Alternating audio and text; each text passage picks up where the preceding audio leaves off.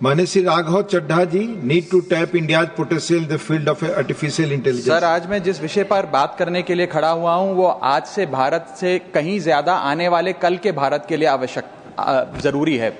मैं बात कर रहा हूं आर्टिफिशियल इंटेलिजेंस की। इस एआई की क्रांति के युग में सर, जहां अमेरिका के पास अपना chat GPT, Gemini, Anthropic, Grok जैसे इंडिजीनियस मॉडल्स हैं, वहीं चाइना ने डीप सीक जैसा सबसे ज्यादा क्षमता वाला और सबसे कम लागत से बना एआई मॉडल तैयार कर लिया है। लेकिन इस एआई के युग में सर भारत कहां है? क्या भारत इस युग में पिछड़ता जा रहा है? क्या भारत अपना जनरेटिव एआई मॉडल नहीं बना पाएगा? वर्ष 2010 से लेकर 2022 के बीच में दुनिया में जितने एआई पेटेंट्स रजिस्टर हुए उसका 60% हिस्सा यूएस ने हासिल किया और 20% चाइना ने। दुनिया की 5वीं सबसे बड़ी अर्थव्यवस्था भारत ने मात्र 0.5% ही हासिल किया। सर, यह बात तो सत्य है कि यूएस और चाइना के पास एआई में एक हेड स्टार्ट है 4-5 साल का, लेकिन वो इसलिए है क्योंकि उन्होंने अपने रिसर्च में, एकेडमिया में और एआई डेवलपमेंट में निवेश किया। सर, भारत की बहुत बड़ी आबादी एआई के वर्कफोर्स का हिस्सा है। बताया जाता है कि एआई की कुल वर्कफोर्स का 15% हिस्सा भारतीयों से बनता है सर, जहां 4.5 लाख भारतीय एआई प्रोफेशनल्स के तौर पे फॉरेन कंट्रीज में काम कर रहे हैं।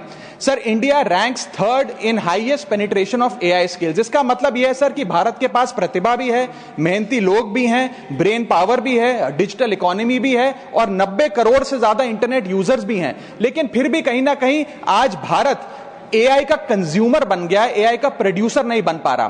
सर, ओपन एआई के फाउंडर सैम ऑल्टमैन से जब भारत की एआई पोटेंशियल के बारे में पूछा गया तो उन्होंने भारत को नकारते हुए कहा कि भारत का एआई पोटेंशियल पूरी तरीके से होपलेस है, यानी कि निराशाजनक है।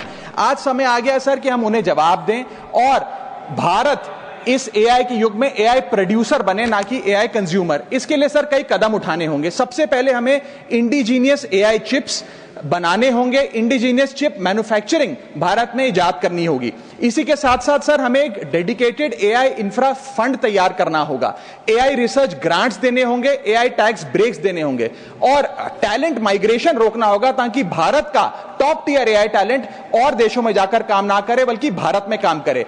इसी के साथ साथ एआई के इंडिजीनियस स्टार्टअप्स जो हैं सर, उन्हें एक्सेस देना होगा large volume of existing data को, जो मेटा, माइक्रोसॉफ्ट और गूगल के पास है लेकिन भारत के पास नहीं है। और अंत में सर फाइनेंशियल इन्वेस्टमेंट हमें बढ़ानी होगी, जहां यूएस अपने जीडीपी का 3.5% एआई रिसर्च में खर्च करता है, चाइना 2.5%, वहां भारत मात्र 0.7% खर्च कर रहा है। सर, आने वाले काल में इस दुनिया पर वही राज करेगा, वही विश्व गुरु होगा जिसके पास एआई की ताकत होगी। इसलिए भारत को सर मेक इन इंडिया के साथ साथ मेक एआई इन इंडिया की ओर आगे बढ़ना होगा।